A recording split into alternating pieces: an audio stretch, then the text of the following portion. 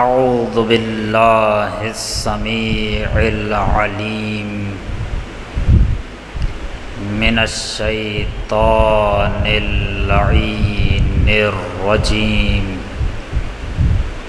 بسم اللہ الرحمن الرحیم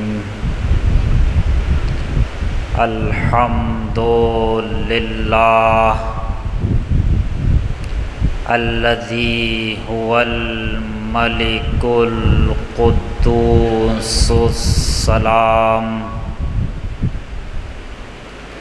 المؤمن المهيمن العزيز الجبار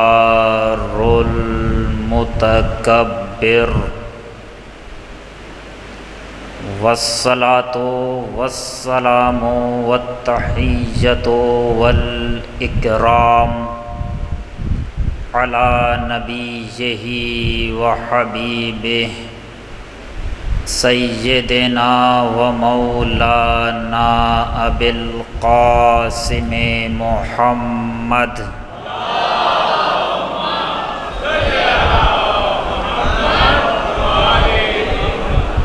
وعلى آلہ الطیبین الطاہرین المعصومین المظلومین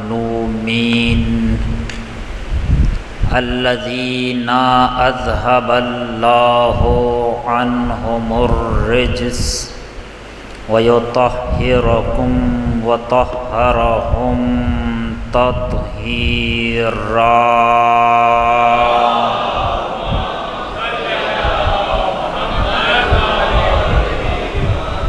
ولا سیما بقیت اللہ ارواحنا لتراب مقدمہ الفداء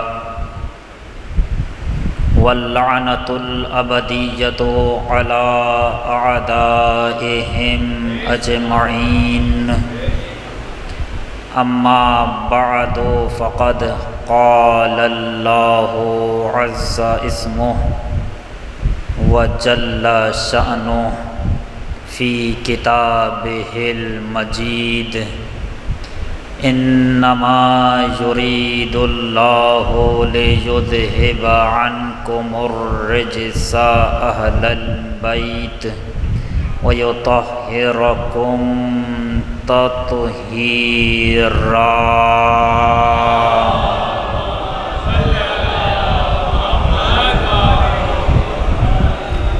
حضرات گرامی،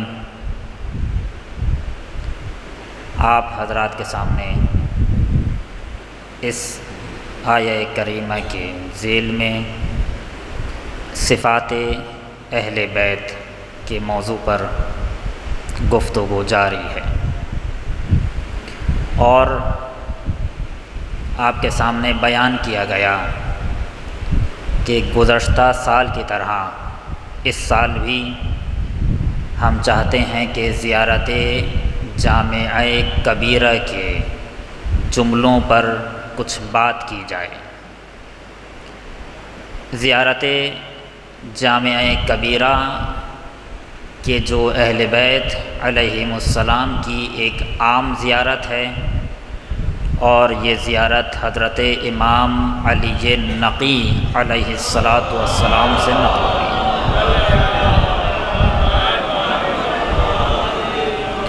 اور اس کی بھی پوری ایک سیر ہے کہ امام علی نقی علیہ السلام ہی سے یہ زیارت کیوں نقل ہوئی، کیونکہ اس زیارت میں اہل بیت کے عظیم اور جلیل فضائل ذکر ہوئے تھے. اس سے پہلے والے اماموں نے اہل بیت کی فضیلتوں کے لیے زمینہ بنایا تھا. اس سے پہلے والے اماموں نے لوگوں کو اہل بیت کی فضیلتیں سننے کے لیے آمادہ کیا تھا. جب دل آمادہ ہو گئے اور افراد تیار ہو گئے تو پھر فرمایا السلام علیکم یا اہل بیت النبوہ، تاکہ لوگ اہل بیت علیہم السلام کی فضیلتوں کو تحمل کر سکیں، کیونکہ اہل بیت کی فضیلتیں سننا ایک مرحلہ ہے اور ان فضیلتوں کو تحمل کرنا اگلا مرحلہ ہے۔ یہ ضروری نہیں ہے کہ ہر شخص کے جو بھی اہل بیت کی فضیلتوں کو سن لے وہ ان فضیلتوں کو تحمل بھی کر لے۔ حضرت امیر المومنین علی ابن ابی طالب علیہ السلام نے ایک موقع پر فرمایا کہ میں اول ہوں اور میں آخر ہوں۔ سامنے والا پریشان ہو گیا کہ مولا یہ کیسے ممکن ہے کہ آپ اول ہوں اور آپ آخر ہوں، یہ تو پروردگار عالم کی صفت ہے اور آپ تو پروردگار نہیں، آپ تو خدا نہیں۔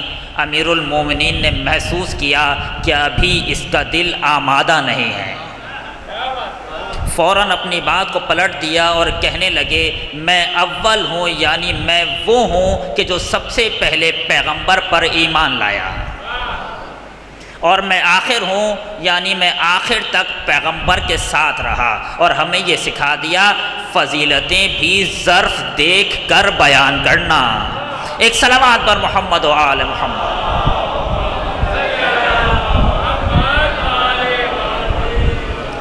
کل آپ حضرات کے سامنے بیان کیا کہ زیارت جامعہ کبیرہ پڑھنے کی کچھ نیتیں ہو سکتی ہیں۔ ممکن ہے کہ کوئی شخص زیارت جامعہ کبیرہ پڑھے ثواب کی نیت سے، یہ بہت اچھی نیت ہے۔ ممکن ہے کہ کوئی زیارت جامعہ کبیرہ پڑھے ذکر فضائل اہل بیت کی نیت سے کہ حتماً ہونا چاہیے، اور اس زمانے میں تو اور زیادہ ہونا چاہیے کہ جب لوگ اور تمام تر قوتیں اہل بیت کے فضائل روکنے کے در پر ہیں۔ توجہ فرمائیں، مسئلہ مجھ سے اور آپ سے نہیں ہے۔ توجہ فرمائیں، مسئلہ مجھ سے اور آپ سے نہیں ہے، مسئلہ امیر المومنین کی فضیلتوں سے ہے، مسئلہ امیر المومنین کے نام سے ہے۔ کیونکہ یہ جو کچھ ہو رہا ہے یہ آج میرے اور آپ کے ساتھ نہیں ہو رہا، یہ بہت پرانا ہے، اور اتنے بے وقوف ہیں کہ آج تک انہوں نے اپنی روش بھی نہیں بدلی۔ ایک صلوات بر محمد و آل محمد۔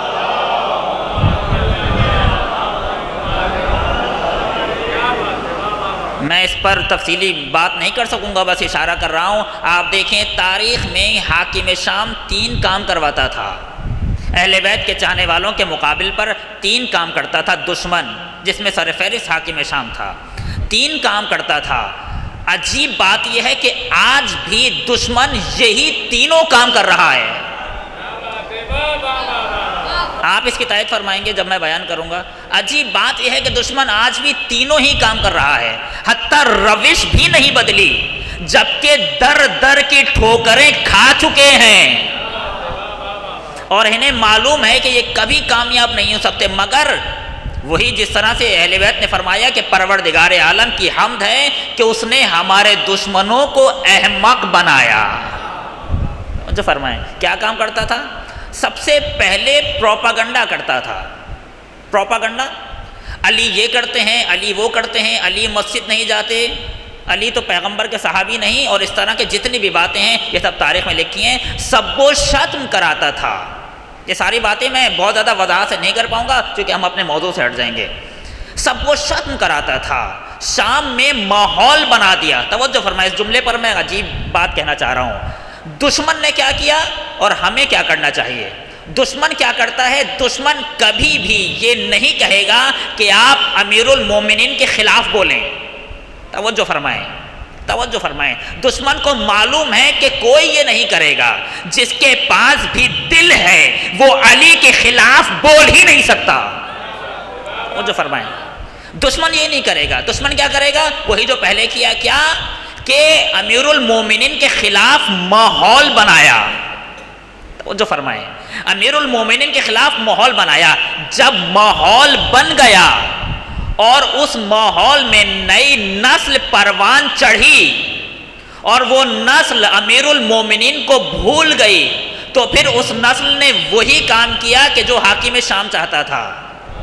یہی جملہ میں آپ سے کہہ رہا ہوں، آپ ضروری نہیں ہیں کہ اپنے بچوں کو یہ یاد کرائیں کہ ان کا مولا علی ہے۔ آپ بس امیر المومنین کے لیے ایک ماحول بنا دیں، فضیلتوں کا ماحول بنا دیں، جو کل میں بیان کرنا چاہ رہا تھا، فضیلتوں کا ماحول بنا دیں، اہل بیت کی فضیلتیں بیان کریں، اتنی فضیلتیں بیان کریں، اتنی فضیلتیں بیان کریں کہ اگر یہ ہمیں بھلوانا بھی چاہیں تو ہماری نسلوں کو یاد رہ جائے۔ ایک سلام پر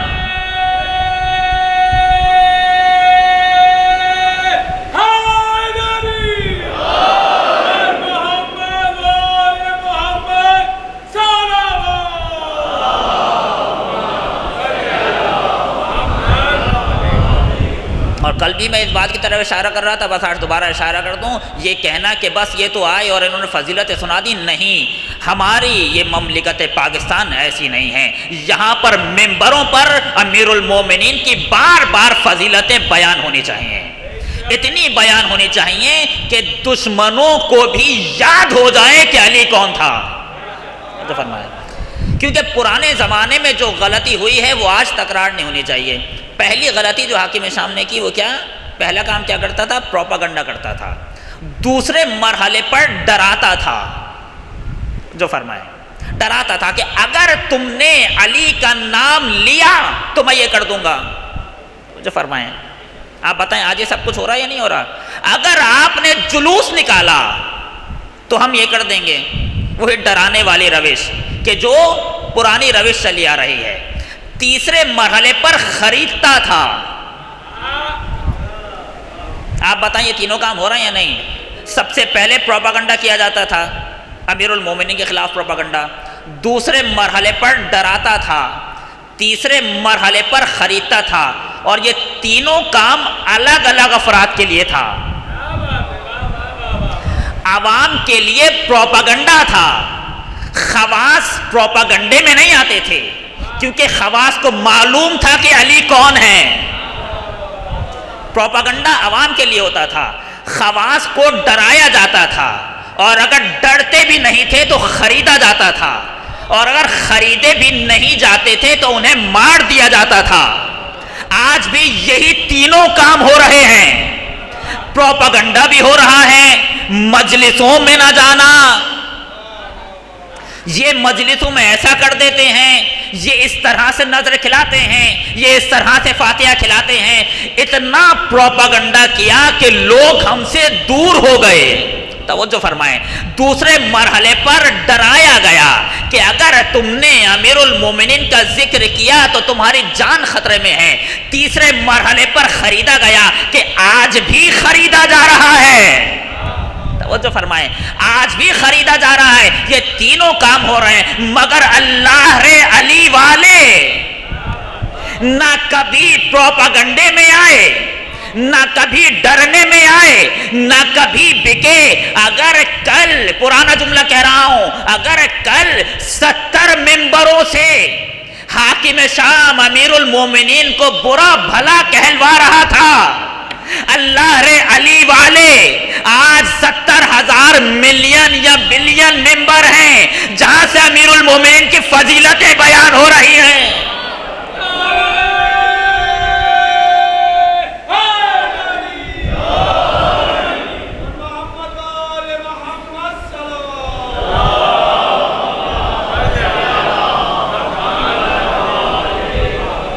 تو غرض اس بات پر جوانوں کو تاکید کر رہا ہوں کہ اس بات پر متوجہ رہیں، ہمیں امیر المومنین کی اور اہل بیت کی بہت زیادہ فضیلتیں بیان کرنی ہیں، اتنا کہ لوگ بھولنا بھی چاہیں تو بھول نہ پائیں اور نسلوں تک کو یاد رہ جائے۔ اب ہم اس زیارت کے فراز کی طرف بڑھتے ہیں کہ جہاں ہم نے گزشتہ برس اپنی گفتگو چھوڑی تھی۔ السلام علیکم یا اہل بیت النبوہ، یہ جملہ بیان کر چکا ہوں، وموضع الرسالہ، یہ جملہ بھی بیان کر چکا ہوں، ومختلف الملائکہ، یہ جملہ بھی بیان کر چکا ہوں۔ ترجمہ کروں اور اپنی گفتگو کو آگے بڑھا دوں۔ اے اہل بیت نبوت، آپ پر سلام۔ اے اہل بیت نبی نہیں، اے اہل بیت نبوت، آپ پر سلام۔ اے وہ کہ جہاں پر رسالت پائی جاتی ہے ان پر سلام۔ اے وہ کہ جن پر ملائکہ نازل نہیں ہوتے، توجہ فرمائیے گا، وَمُخْتَلَفَ الْمَلَائِكَةِ، اے وہ کہ جن پر ملائکہ نازل نہیں ہوتے بلکہ جن کے یہاں ملائکہ آنا جانا کرتے ہیں، ان پر سلام۔ ملائکہ وہیں پر آتے جاتے ہیں جہاں سے مانوس ہوتے ہیں۔ اور چوتھا جملہ جس پر ہماری بات چل رہی تھی گزشتہ برس، اسی سے اپنی بات کو آغاز کرنا چاہ رہا ہوں۔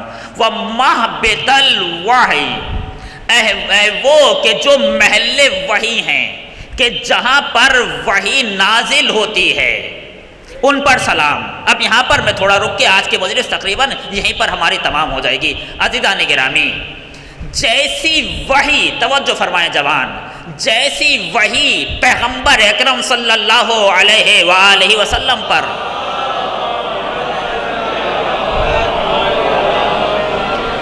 نازل ہوتی تھی، میں ذمہ داری سے کہہ رہا ہوں، جیسی وحی پیغمبر پر نازل ہوتی تھی ایسی ہی وحی اہل بیت پر بھی نازل ہوتی ہے۔ بس ایک فرق ہے کہ پیغمبر پر جو وحی نازل ہوتی تھی وہ شریعت کی وحی نازل ہوتی تھی، شریعت نازل ہوتی تھی، مگر اہل بیت پر نئی شریعت نہیں آئے گی، لیکن وحی ویسی ہی ہوگی جیسی پیغمبر پر نازل ہوتی تھی۔ اور جتنی وحی کی اقسام ہیں ویسی ہی وحی ان پر نازل ہوگی۔ وحی کی کتنی اقسام ہیں؟ وحی کسے کہتے ہیں؟ وحی کے جو لغوی معنی ہے وہ ہے پنہا طریقے سے کسی کو اپنی بات سمجھا دینا، اسے کہتے ہیں وحی۔ خاموشی سے، پنہا طریقے سے، چپکے سے کسی کو اپنی بات سمجھا دینا، اسے کہتے ہیں وحی۔ اور وحی کی قسمیں کچھ قرآن مجید میں ہیں، میں اس طرف نہیں جا رہا۔ تین قسمیں جو پیغمبر پر وحی نازل ہوتی تھی کیا ہے؟ وما، قرآن مجید کی آیت ہے سورہ شورى کی، وما کان لبشر ان یکلمہ اللہ الا وحیا۔ جوانوں نے یہ بات نہیں سنی ہوگی، غور سے سنیں، بہت سارے مسائل حل ہو جائیں گے۔ وما کان لبشر ان یکلمہ اللہ الا وحیا او من وراء حجاب او یرسل رسولا، کہ پروردگار عالم تین طریقوں سے پیغمبر سے بات کرتا ہے اور ان پر وحی نازل کرتا ہے۔ یہ تینوں طریقے اہل بیت کے ساتھ بھی ہیں کہ جو ابھی بعد میں بیان کرتا ہوں۔ پہلا طریقہ، پروردگار بغیر کسی واسطے سے اپنے پیغمبر سے بات کرتا ہے، حتیٰ درمیان میں فرشتہ بھی نہیں ہوتا۔ اس پر تھوڑا سا رکوں گا اور اب بیان کروں گا۔ پروردگار عالم بغیر کسی واسطے کے، کہ کوئی درمیان میں واسطہ نہیں ہوتا، پروردگار پیغمبر سے بات کرتا ہے حتیٰ درمیان میں فرشتہ بھی نہیں ہوتا، اسے کہتے ہیں وحی بدون واسطہ یا بغیر واسطہ۔ کبھی پروردگار من وراء حجاب، دوسری وحی کی قسم، کبھی پروردگار اپنے پیغمبر سے بات کرتا ہے پشت پردہ، توجہ فرمائیں، یہ دوسری قسم۔ کبھی پروردگار پیغمبر سے بات کرتا ہے فرشتے کے ذریعے سے۔ یہ تین قسمیں ہیں۔ اب پہلی قسم پر آ جائیں۔ روایت میں آیا کہ جب پروردگار پیغمبر سے بغیر واسطے کے، کہ جب درمیان میں فرشتہ بھی واسطہ نہیں بنتا تھا، جب پروردگار پیغمبر سے بغیر واسطے کے بات کرتا تھا تو پیغمبر پر عجیب سنگینی طاری ہو جاتی تھی، پیغمبر کے پسینے نکلنے لگتے تھے، پیغمبر کا وزن بڑھ جاتا تھا۔ یہ ساری علامات ہیں جو تاریخ میں اور روایات میں بیان ہوئی ہیں۔ کیوں؟ اس لیے کہ یہ عبد ہے جو معبود کے سامنے آیا ہے۔ توجہ فرمائیں، تھوڑا سا یہاں رکوں گا۔ یہ عبد مطلق ہے جو اپنے معبود کے سامنے آیا ہے۔ پیغمبر اپنی تمام تر فضیلتوں کے باوجود پروردگار کے بندے ہیں، اور جب وہ پروردگار عالم سے بغیر کسی واسطے کے، کہ درمیان میں کوئی ملک بھی رکاوٹ نہیں بن سکتا، جب پیغمبر اپنے پروردگار سے بغیر کسی واسطے کے لیتے ہیں تو بہرحال پروردگار عالم کا ایک جلال ہے، اور وہ جلال پیغمبر اکرم تحمل نہیں کر پاتے، پسینے نکلنے لگتے ہیں، پیغمبر پر سنگینی آ جاتی ہے۔ یا آپ کو ایک مثال دوں گا، بات واضح ہو جائے گی۔ حضرت محمد مصطفیٰ صلی اللہ علیہ وآلہ وسلم،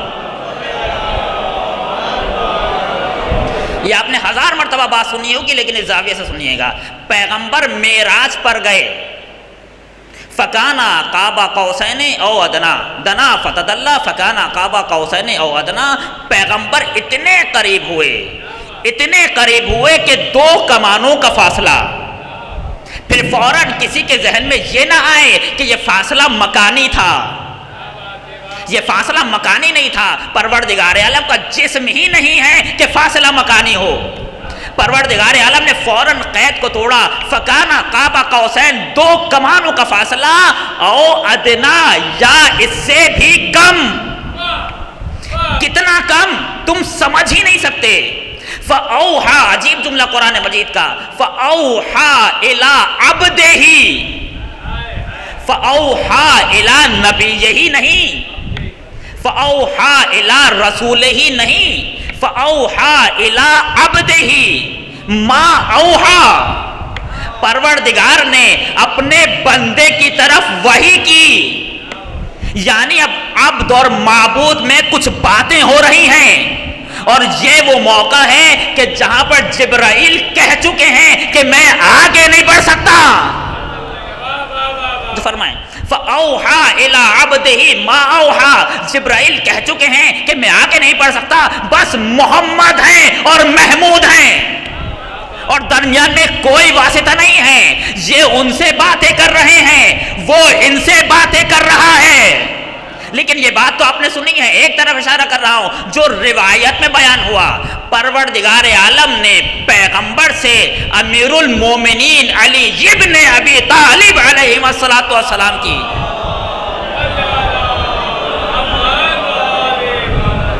امیر المومنین کی زبان میں بات کی۔ توجہ فرمائیں، یہ سنا ہے آپ نے، ایک طرف اشارہ کر رہا ہوں، میں بس روایت پڑھوں گا۔ یہ کہنا کہ اس معراج پر خدا نہیں علی تھے، شرک ہے۔ توجہ فرمائیں، وہاں خدا ہی تھا، مگر خدا نے پیغمبر سے بات کرنے کے لیے جس لہجے کا انتخاب کیا وہ امیر المومنین کا لہجہ تھا، کیونکہ پروردگار عالم نے جب لہجوں کا انتخاب کرنا چاہا، کیونکہ پروردگار عالم کو کسی نہ کسی لہجے میں پیغمبر سے بات کرنی ہے، جب پروردگار عالم نے لہجوں کا انتخاب کرنا شروع کیا تو علی سے بہتر اور شیریں لہجہ کوئی نظر ہی نہیں آیا۔ ایک صلوات پر محمد و آل محمد۔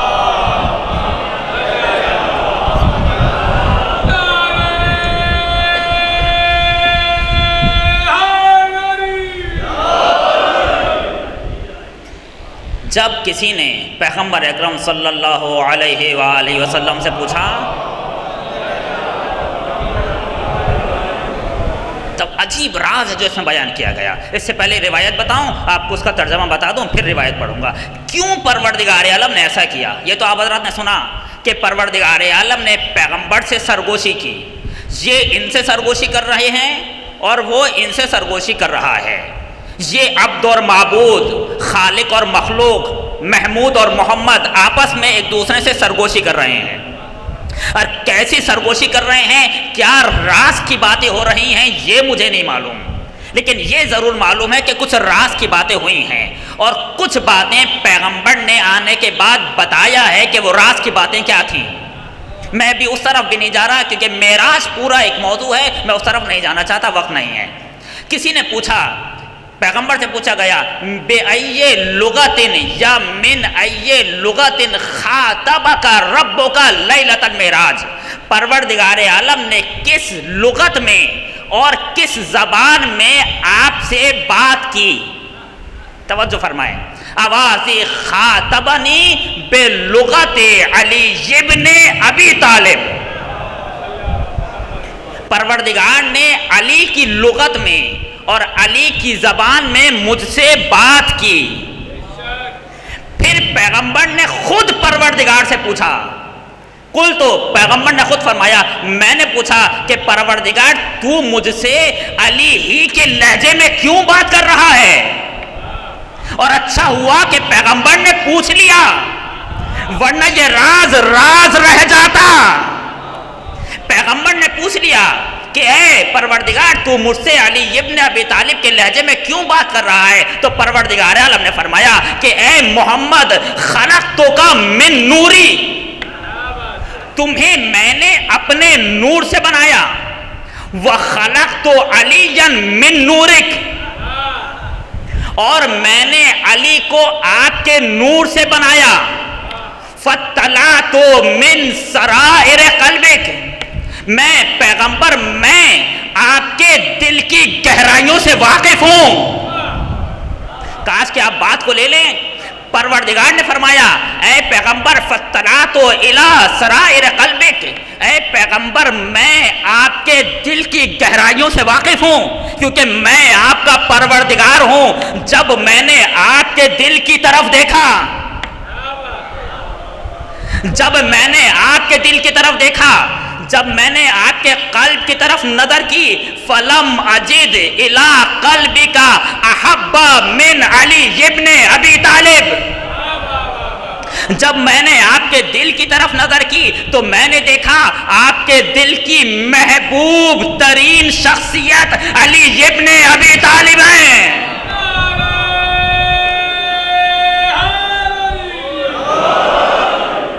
تو میں نے آپ سے علی کے لہجے میں بات کی۔ اب یہ راز نہیں بتایا پروردگار عالم نے، ایک جملے میں جو آخری جملہ ہے اس میں راز بھی بتا دیا۔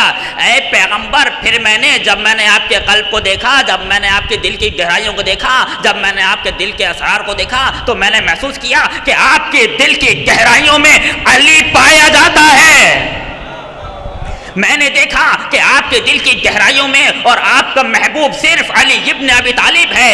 پھر میں نے علی کے لہجے میں آپ سے بات کی، کئی ما یطمئن قلبک، کیونکہ آپ جس وادی میں آئے تھے، کیونکہ جملہ یاد رکھیے گا کہ جب پروردگار بغیر واسطہ پیغمبر سے بات کرتا ہے تو پیغمبر عبد ہیں، وہ معبود ہیں، یہ مخلوق ہیں، وہ خالق ہے، وہ پروردگار ہے۔ جلال پروردگار اتنا ہوتا ہے کہ پیغمبر کے پسینے نکلنے لگتے ہیں، پیغمبر گھبرانے لگتے ہیں جب پروردگار عالم کے سامنے آتے ہیں۔ پروردگار عالم نے محسوس کیا کہ آج پیغمبر میرا مہمان ہے، میں اسے گھبرانے نہیں دوں گا، میں اسے گھبرانے نہیں دوں گا۔ خود بتایا کئی ما یطمئن قلبک، میں نے علی کا لہجہ اس لیے انتخاب کیا تاکہ آپ کا دل مطمئن ہو جائے۔ جب اپنوں کی آواز آ جائے تو دل مطمئن ہو جاتا ہے۔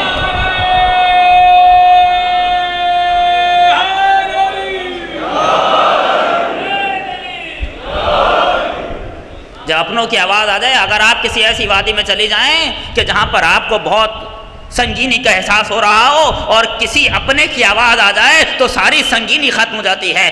آج پیغمبر پروردگار عالم کے مہمان ہیں، پروردگار کو یہ محسوس کر رہا ہے کہ پیغمبر کو اتنی بھی اذیت نہ ہو، آج یہ میرا محبوب میرا مہمان ہے، اس کے پسینے نہ نکلنے لگیں، اس کے اوپر سنگینی نہ آ جائے، لہذا علی کے لہجے میں بات کی تاکہ خدا سے بات کرتے ہوئے اپنائیت کا احساس رہے۔ ایک صلوات پر محمد و آل محمد۔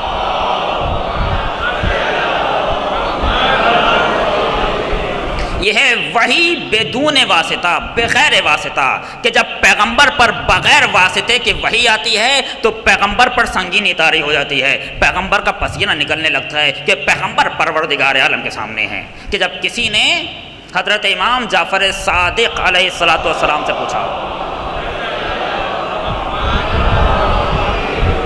کہ یہ جو نقل ہوا ہے کہ جب پیغمبر پر وحی آتی تھی تو پیغمبر کے پسینے نکلنے لگتے تھے، پیغمبر پر سنگینی کا احساس ہوتا تھا، یہ اس وقت ہوتا تھا جب جبرائیل آتے تھے۔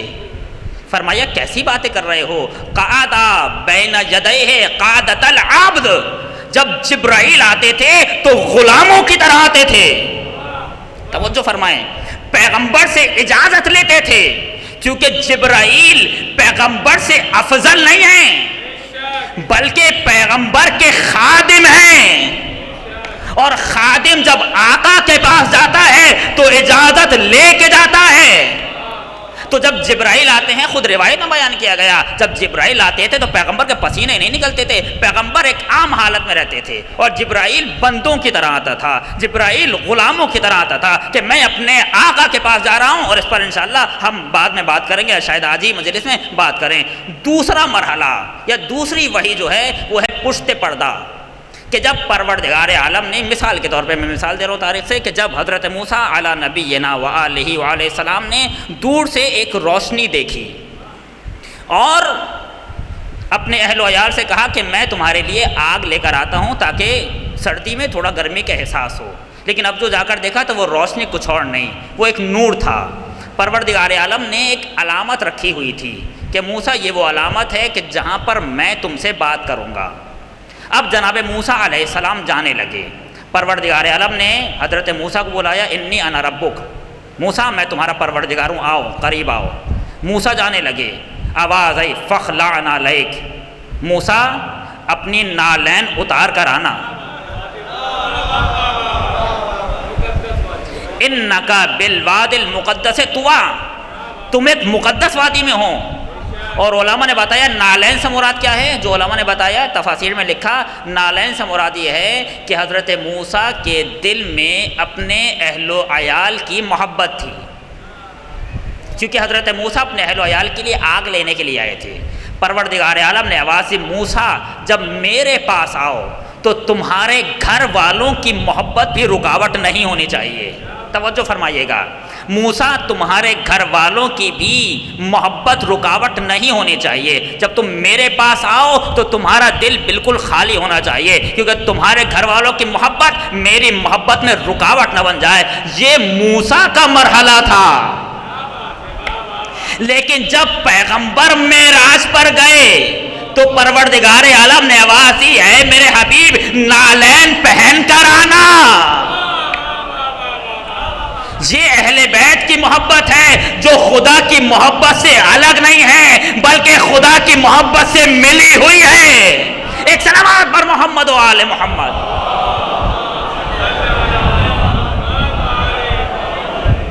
پھر پروردگار عالم نے جناب موسیٰ سے خطاب کیا۔ یہ کون سا خطاب تھا، یہ کون سی وحی تھی؟ یہ وحی من وراء حجاب، پشت پردہ، کہ پروردگار عالم کو نہ دیکھا جا سکتا ہے، نہ پروردگار کو دیکھ رہے تھے جناب موسیٰ، بلکہ ایک آواز آ رہی تھی۔ پروردگار جس طریقے سے چاہے بات کرے، درخت کے ذریعے سے پروردگار عالم نے ایک آواز ایجاد کی۔ پہلے والی جو وحی تھی وہ بغیر واسطہ تھی، جو بلا واسطہ پروردگار عالم سے وحی کو لے رہے تھے، لیکن یہ وہ جگہ ہے کہ جہاں پروردگار عالم کسی چیز کو واسطہ بنا کر، ابھی بھی واسطہ فرشتہ نہیں ہے بلکہ کوئی اور چیز ہے کہ جسے واسطہ بنا کر وحی بھیجی جا رہی ہے۔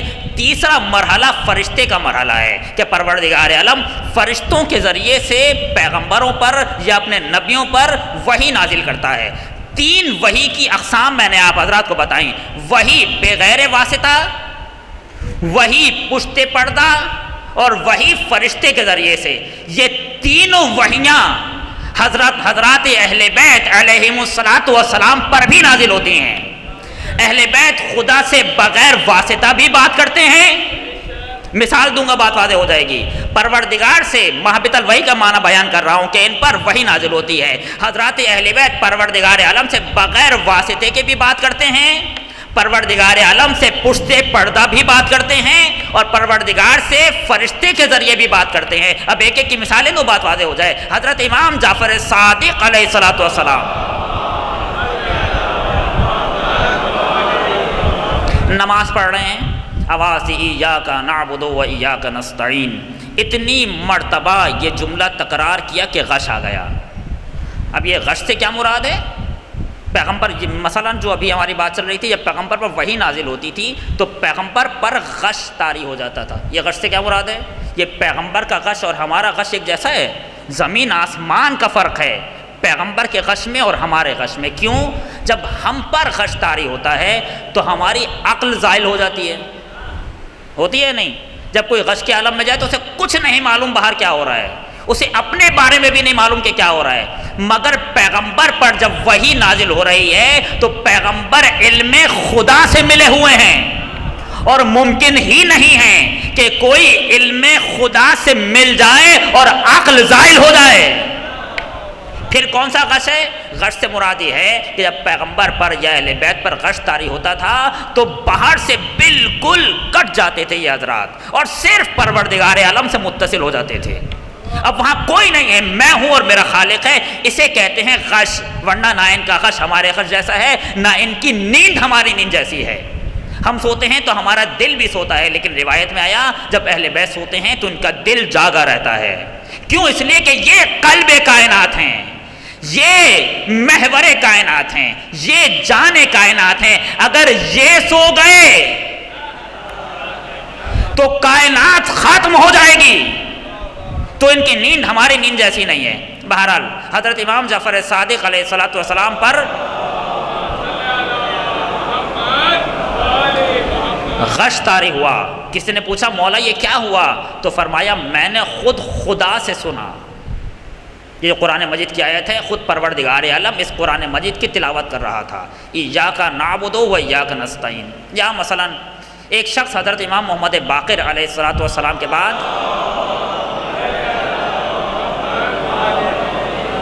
شہادت کے بعد امام جعفر صادق علیہ الصلوۃ والسلام کے پاس آیا اور آ کر کہنے لگا کہ مولا میں تعزیت کے لیے آیا ہوں. آپ کے والد شہید ہو گئے اور آپ کے والد بہت ہی اچھے انسان تھے. آپ دیکھیں معرفت کا اندازہ دیکھیں. آپ کے والد بہت ہی اچھے انسان تھے. آپ کے والد پیغمبر سے روایتیں نقل کرتے تھے. اس کی معرفت بتا رہا ہوں جو آنے والا آیا ہے تعزیت کے لیے، کہ آپ کے والد پیغمبر سے روایتیں نقل کیا کرتے تھے، جبکہ آپ کے والد نے تو پیغمبر کو دیکھا بھی نہیں تھا. کیونکہ امام محمد باقر علیہ الصلوۃ والسلام جب اس دنیا میں آئے ہیں تو پیغمبر نہیں تھے. آپ کے والد نے تو دنیا کو پیغمبر کو دیکھا بھی نہیں تھا. پیغمبر کو دیکھے بغیر پیغمبر سے روایتیں نقل کر رہے ہیں. امام نے اس کی طرف دیکھا، فوراً آواز سے قال اللہ تعالی و تبارک، پروردگار عالم فرماتا ہے. ابھی اسے یہ سمجھ میں نہیں آ رہا تھا کہ یہ پیغمبر سے کیسے نقل کر رہے ہیں. امام نے خدا سے نقل کرنا شروع کر دیا. تمہیں یہ سمجھ میں نہیں آ رہا کہ ہم پیغمبر سے کیسے ملے ہوئے ہیں، ہم تو خدا سے سنا کرتے ہیں. یہ ہے وہی بدون واسطہ کہ خود پروردگار عالم سے سن رہے ہیں. وہی با واسطہ بھی ہے اور وہی ملک کے ذریعے سے بھی ہے. اسی لیے اہل بیت علیہم السلام کو محدث کہا جاتا ہے کہ فرشتے ان سے کلام کیا کرتے ہیں. بہرحال اس بحث کو یہاں چھوڑ رہا ہوں، اگلے مرحلے پر بات کر رہا ہوں. یہ جو زیارت جامع کبیرہ میں فضیلتیں ذکر ہوئی ہیں، آپ مجھے بتائیں کہ یہ آخری فضیلتیں ہیں؟ ان کے بعد کوئی فضیلت نہیں ہے؟ علماء نے بتایا یہ جو فضیلتیں ذکر ہوئی ہیں اس کے علاوہ بہت ساری اور فضیلتیں بھی ہیں. ایک طرف اشارہ کر رہا ہوں. ابھی ہماری بات کیا چل رہی ہے کہ اہل بیت محبت وحی ہیں، یعنی اہل بیت محل وحی ہیں. اہل بیت وہ ہیں کہ جہاں پر وحی نازل ہوتی ہے مگر وحی تشریعی نازل نہیں ہوتی. یہ شریعت نہیں بیان کرتے، یہ شریعت کی تفسیر ضرور کرتے ہیں لیکن نئی شریعت بیان نہیں کریں گے. میں نے پہلے اشرے میں کہا تھا کہ محمد اور آل محمد میں کیا فرق ہے؟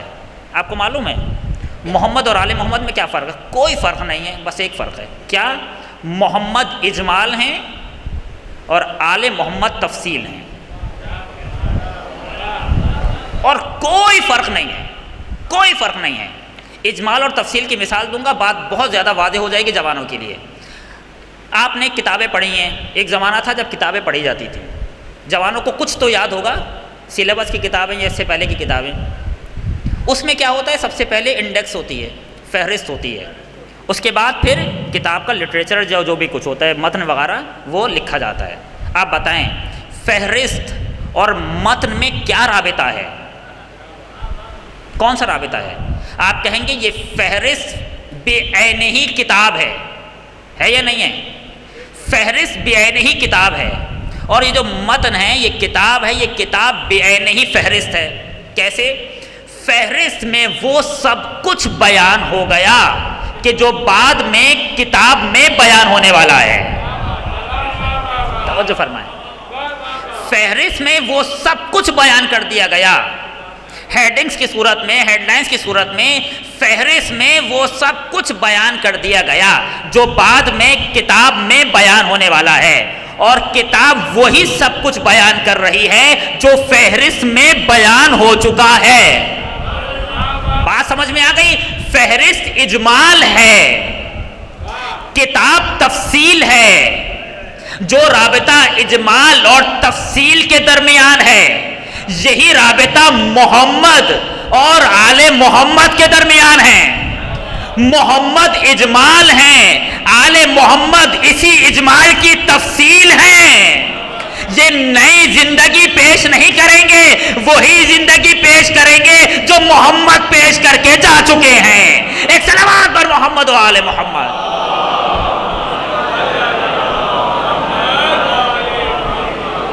تو ساری چیزیں جو پیغمبر پر نازل ہوتی ہیں ان پر بھی نازل ہوں گی، بس ان پر نئی شریعت نہیں آئے گی۔ یہ شریعت کے فلسفے بیان کریں گے، یہ احکام کے فلسفے بیان کریں گے، معانی بیان کریں گے، یہ سب ہے، لیکن نئی شریعت نہیں آئے گی۔ جہاں تک تو بات آپ حضرات نے سن لی، اب اگلے مرحلے پر سن لیں۔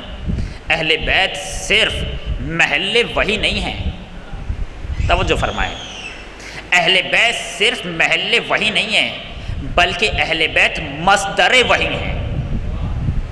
اب تھوڑا رک جائیے، یہاں پر پریشان کرنے والی باتیں۔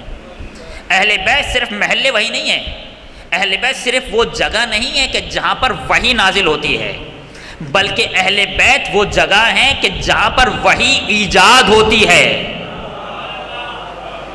توجہ فرمائیں، اہل بیت وہ جگہ ہے کہ جہاں پر وحی ایجاد ہوتی ہے۔ اچھا، یہ باتیں میں کیوں کر رہا ہوں؟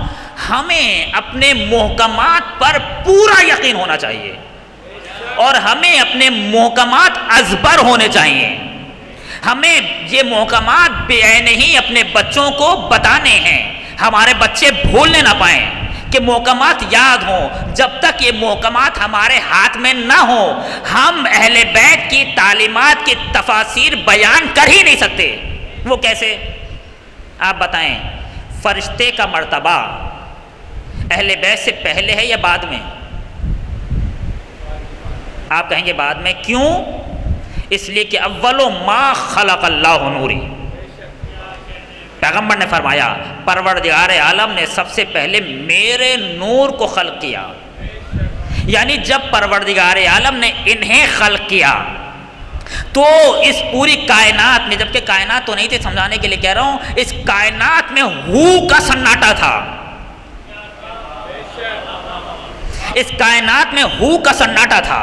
پروردگار عالم نے اس ہو کے سناٹے کو توڑنے کے لیے محمد اور آل محمد کو بنایا۔ وہ مرحلہ وہ تھا کہ جب خدا تھا اور یہ خدا کے بندے تھے، خدا ان کی توصیف بیان کر رہا تھا، یہ خدا کی حمد بیان کر رہے تھے، خدا ان کی تعریف کر رہا تھا، یہ خدا کی تسبیح کر رہے تھے، اسی لیے وہ محمود بنا، یہ محمد بنے نہیں، ایسے نہیں، وہ محمود بنا، یہ محمد بنے۔ آپ نے سن لیا محمود اور محمد کے کیا معنی ہے؟ محمود کا معنی ہے کہ جس کی تعریف بیان کی جائے۔ محمود کس کا نام ہے؟ پروردگار عالم کا نام ہے محمود، یعنی جس کی تعریف بیان کی جائے۔ محمد کی کیا معنی ہے؟ محمد کہ جس کی بہت زیادہ تعریف بیان کی جائے۔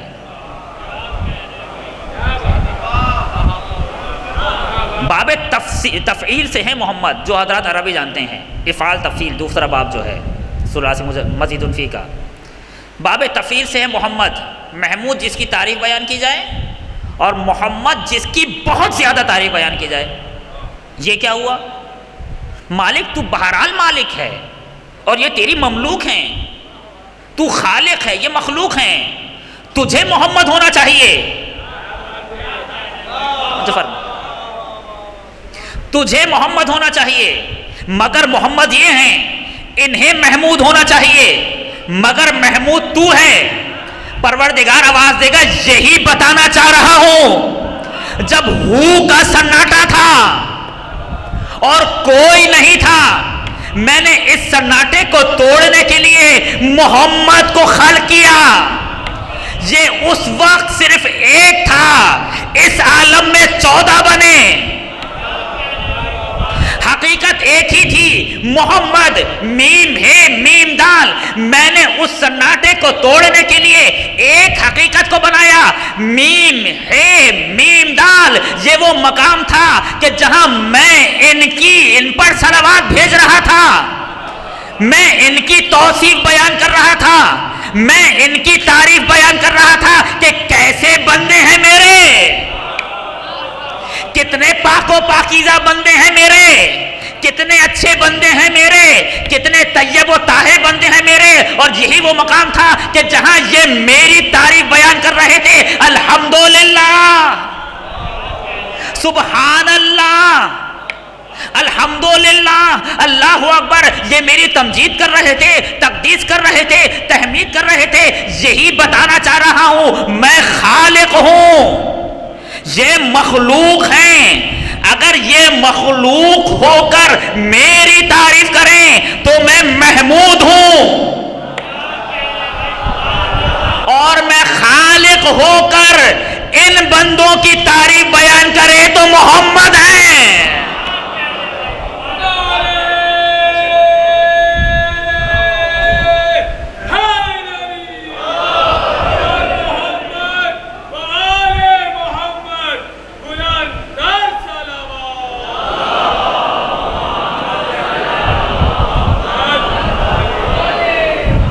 تو پروردگار عالم نے اس ہو کے سناٹے کو توڑا. پروردگار عالم نے ایک مخلوق کو خلق کیا. یہ ان کی تعریف بیان کر رہے ہیں، وہ ان کی تعریف بیان کر رہا ہے. اور کوئی نہیں ہے درمیان میں، کوئی فرشتہ بھی نہیں ہے. یہ سب تو بعد میں خلق ہوا ہے. توجہ فرمائیں، میں روایت پڑھ چکا ہوں پہلے اشرے میں، بس صرف ترجمہ بھی نہیں کر رہا، اشارہ کر رہا ہوں، بات آگے بڑھا رہا ہوں چونکہ اکثر نئے چہرے ہیں. یہ سب بعد میں خلق ہوئے ہیں. زمین بعد میں خلق ہوئی ہے، آسمان بعد میں خلق ہوا ہے، سورج بعد میں خلق ہوا ہے، چاند بعد میں خلق ہوا ہے، ملائکہ بعد میں خلق ہوئے ہیں، اسرائیل بعد میں خلق ہوئے ہیں، جبرائیل بعد میں خلق ہوئے ہیں، میکائیل بعد میں خلق ہوئے ہیں، روح بعد میں خلق ہوئی ہے. پہلے انہیں خلق کیا گیا. خود پیغمبر نے فرمایا کہ پروردگار نے میرے نور سے عرش کو بنایا. روایت پڑھ چکا ہوں، بس اشارہ کر رہا ہوں. پروردگار نے میرے نور سے عرش کو بنایا. پروردگار نے علی کے نور سے ملائکہ کو بنایا. ملائکہ بعد میں خلق ہوئے. پہلے امیر المومنین کا نور خلق ہوا، ملائکہ کو بعد میں خلق کیا گیا. اور سورج اور چاند حسن کے نور سے خلق ہوئے. زمین اور آسمان فاطمہ زہرا کے نور سے خلق ہوئے. اب اگلا جملہ کہہ دوں آپ کے جذبہ ولا کے لیے، جنت اور حور العین حسین کے نور سے خلق ہوئی. اسی لیے روایت میں بیان کیا گیا کہ عزاداران حسین ابن علی جنت میں حسین کے گرد کھڑے ہوں گے، وہاں حوریں بلا رہی ہوں گی. عزادار کہیں گے ہم حسین کے پاس جا رہے ہیں، ہم حسین کے ساتھ جا رہے ہیں. حوریں خدا سے شکایت کریں گی، پروردگار تو نے ہمیں ان عزاداروں کے لیے بنایا تھا، یہ تو ہمیں دیکھ بھی نہیں رہے. یہ عزادار کہیں گے جب حسین ہے تو تمہیں کون دیکھے. ایک صلوات پر محمد و آل محمد.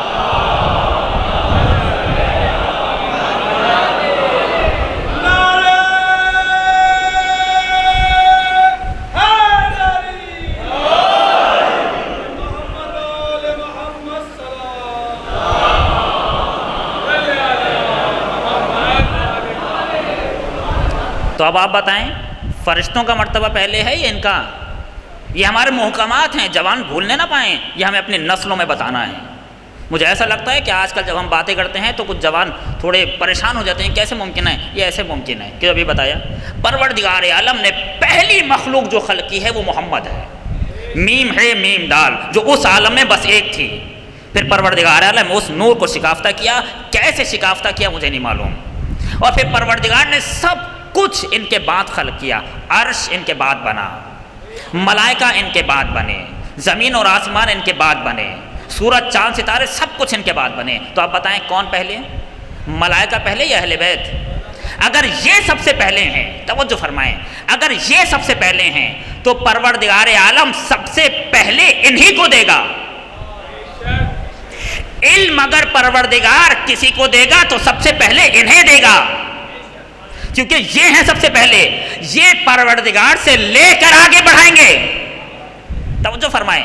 مثلا آگے یہ حضرت بیٹھے ہیں، مومن بیٹھے ہیں، میں کہوں ذرا یہ بات آگے بڑھا دیں تو کیا ہوگا؟ میں یہ گلاس پہلے انہیں دوں گا، پھر یہ آگے بڑھائیں گے، وہ اور آگے بڑھائیں گے، وہ اور آگے بڑھائیں گے یہاں تک کہ آخر تک پہنچ جائے گا. اسے کہتے ہیں سلسلہ طولی. یہ ایک طولانی سلسلہ ہے. پروردگار عالم نے بھی اسی سلسلے کا انتخاب کیا. اے محمد سب سے پہلے میں تمہیں دوں گا, پھر تم آگے بڑھانا. وہ آگے بڑھائیں گے, پھر وہ آگے بڑھائیں گے یہاں تک کہ اس عالم مادہ تک پہنچے گا.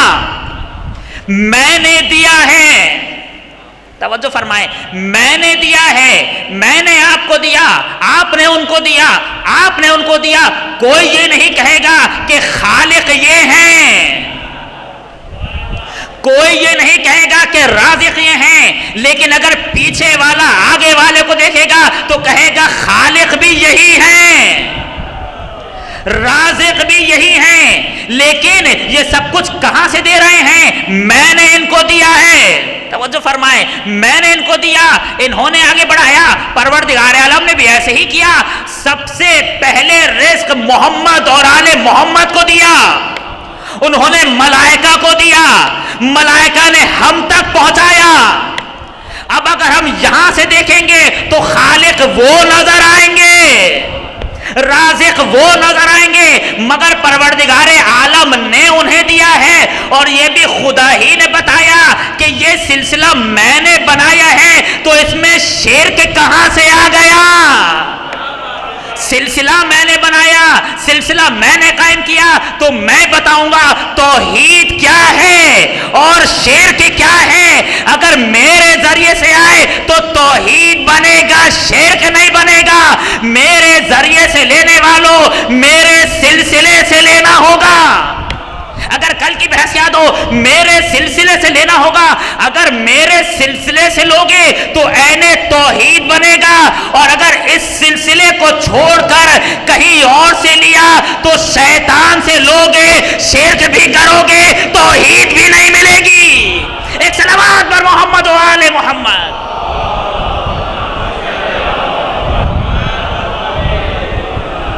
پروردگار عالم نے ان کو سب سے پہلے دیا, یہ ہیں جو سب سے پہلے لے رہے ہیں. اگر پروردگار علم سب سے پہلے ان کو دے رہا ہے, بس ختم کر رہا ہوں اپنی بات کو, اگر پروردگار علم سب سے پہلے انہیں دے رہا ہے تو اب بتائیں فرشتے کہاں سے علم لیں گے؟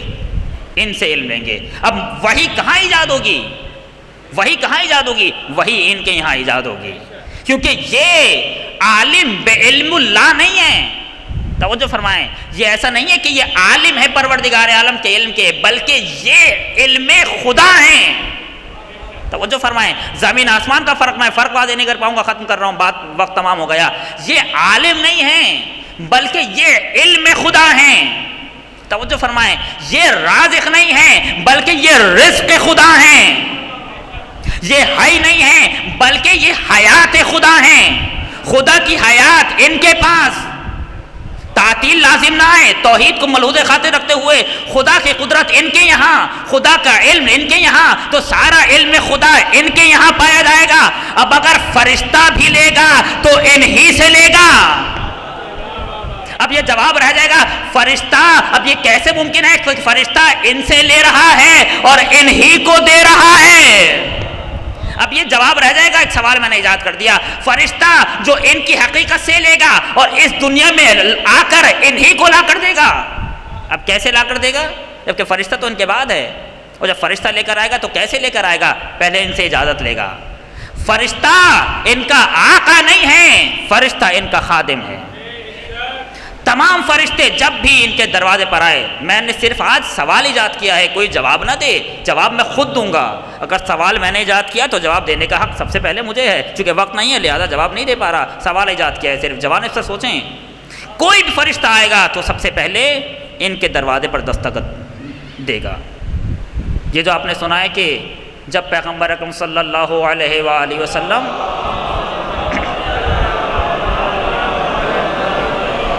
مریض ہیں اور دروازے پر دستک ہوئی ہے اور ملک الموت آیا ہے, کیوں دستک دی؟ اس لیے کہ یہ در فاطمہ ہے.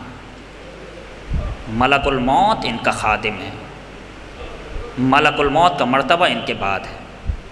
ملک الموت ان سے پوچھ کر آئے گا, ان سے اجازت لے کر آئے گا. کبھی وقت ہو تو بیان کروں, روایت میں آیا کہ کہ اہل بیت کی روح فرشتہ نہیں بلکہ خود خدا قبض کرتا ہے. یہ روایت میں آیا کہ فرشتہ خاتم ہے، فرشتہ ان کی روح قبض نہیں کرے گا، خود خدا ان کی روح قبض کرے گا. کیونکہ کون ہے ان سے بڑھ کر جو ان کی روح قبض کرے؟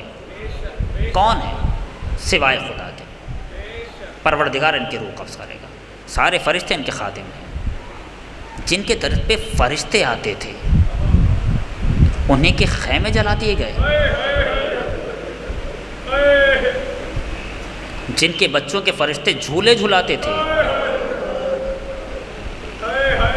انہیں کے بچوں کے جھولے کو جلا دیا گیا.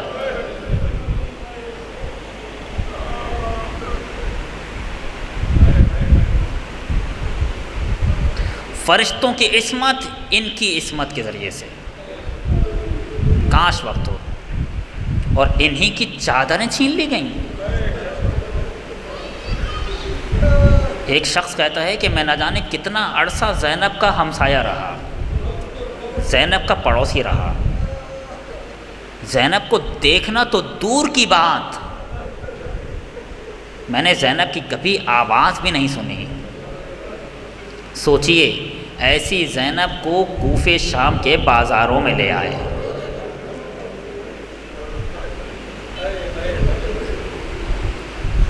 زینب نے فاطمہ زہرا کی آغوش میں پرورش پائی ہے. فاطمہ زہرا نے زینب کو سکھایا ہے زینب امامت کا دفاع کرنا ہے، کیونکہ خود فاطمہ زہرا نے نبوت کا بھی دفاع کیا اور امامت کا بھی دفاع کیا. اور فاطمہ جاتے جاتے اپنی بیٹی کو سکھا کے گئیں زینب دیکھو جب ایسے حالات پیش آئیں تو خود خیمے سے باہر نکل جانا، امامت کو بچا لینا. اور زینب نے خوب یاد کیا جو ماں نے سکھایا. آپ کو معلوم ہے 3 حساس موقع ہیں کہ جہاں پر زینب نے اپنے آپ کو پیش کیا ہے امامت کے دفاع کے لیے. زینب خیمے سے نکل آئیں امام کی زندگی بچانے کے لیے. وہ 3 مرحلے سن لیں بس، آج کے مصائب یہی ہیں. امام کی زندگی بچا لی زینب نے، امام وقت کی زندگی. 3 مرحلے کون سے تھے؟ جب پہلا مرحلہ جب جوان بیٹا گھوڑے سے زمین پہ گرا اور اس نے آواز دی یا ابتا علیک منی السلام. پہلا مرحلہ یا ابتا علیک منی السلام، بابا میرا سلام. گویا حسین کی آنکھوں کی بصارت چلی گئی. حسین کہتے جاتے ہیں یا علی یا علی یا علی، کہتے کہتے علی اکبر کے جنازے کی طرف بڑھ رہے ہیں، علی اکبر کی طرف بڑھ رہے ہیں. میں آواز دوں آقا کس کو بلا رہے ہیں؟ علی اکبر کو بلا رہے ہیں یا نجف کے علی کو بلا رہے ہیں؟ اور حسین یا علی کہتے آئے. اب جو آ کر دیکھا علی اکبر کے سرہانے زینب پہلے سے موجود ہے. میں آواز دوں گا بی بی آپ نے ایسا کیوں کیا؟ آپ خیمے سے کیوں نکلیں؟ زینب آواز دیں گی میں جانتی ہوں میرا بھائی علی اکبر سے بہت محبت کرتا تھا. مجھے معلوم ہے اگر میرا بھائی علی اکبر کو اس حالت میں دیکھے گا تو میرے بھائی کی روح نہ نکل جائے. زینب خیمے سے نکلی، حسین کی توجہات کو اپنی طرف مبذول کرایا.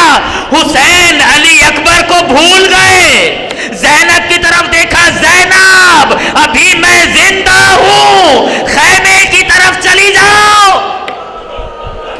زینب کو خیمے کی طرف بھیجا. یہ پہلا مرحلہ تھا.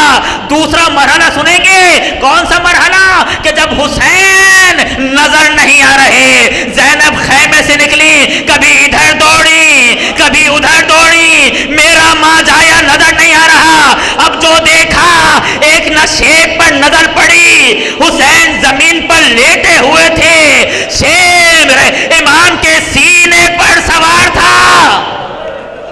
اور یہی نہیں تھا بلکہ شیبر خنجر مار رہا تھا.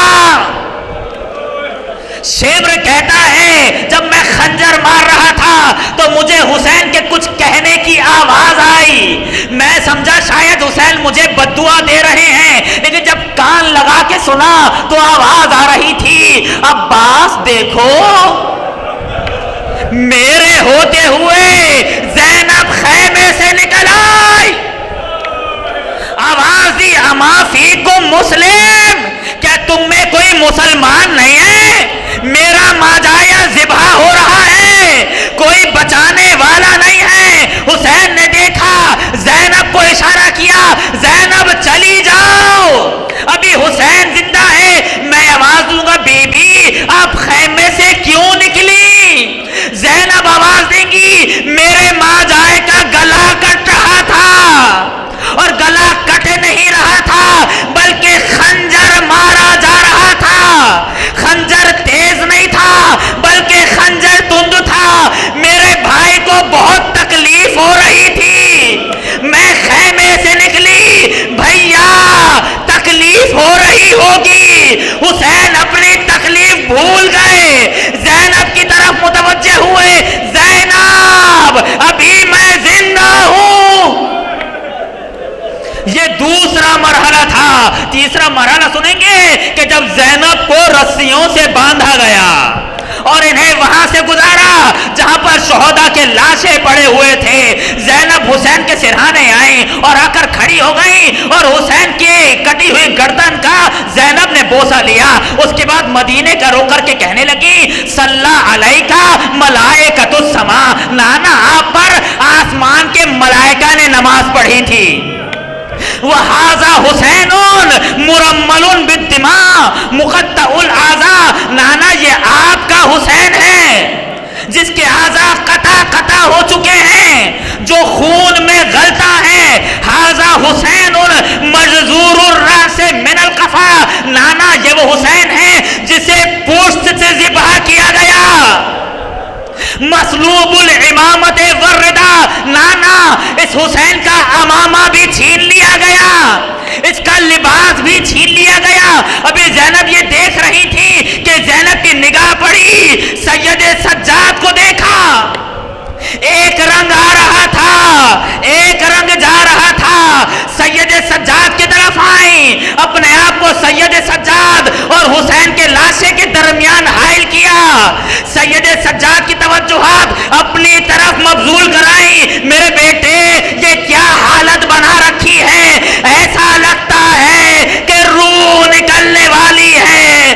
آواز دی پھپھی اماں، آپ ہی بتائیے جس کا جوان بیٹا ہو، اس کے باپ کا لاشا بے گورو کفن پڑا ہو، بس ختم کر دیا۔ زینب نے بھائی پر گریہ کیا، پھر اونٹ لے کر آئے، کہنے لگے بیویوں کو سوار کرو۔ زینب نے آواز دی، خبردار ہم اہل بیت نبی ہیں، ہمیں کوئی ہاتھ نہ لگانا۔ پھر زینب نے آواز دی، رباب آ کر سوار ہو جاؤ۔ رباب کو زینب نے سوار کرایا۔ پھر آواز دی، لیلا آ کر سوار ہو جاؤ۔ پھر لیلا کو سوار کرایا، ایک ایک کو سوار کرایا۔ آخر میں آواز دی، فضہ آؤ آ کر سوار ہو جاؤ۔ فضہ کو سوار کرایا۔ زینب میں اتنا جلال تھا کہ کوئی منع نہیں کر پا رہا تھا۔ جب زینب نے سب کو سوار کرا دیا، اب زینب کھڑی سوچنے لگی مجھے کون سوار کرائے گا؟ مقتل کا رخ کیا، اے بھیا جب 28 کو چلی تھی تو تم نے سوار کرایا تھا۔ ابھی زینب یہ سوچ رہی تھی، ایک ظالم آگے بڑھا، ایسا نیزہ چبھویا۔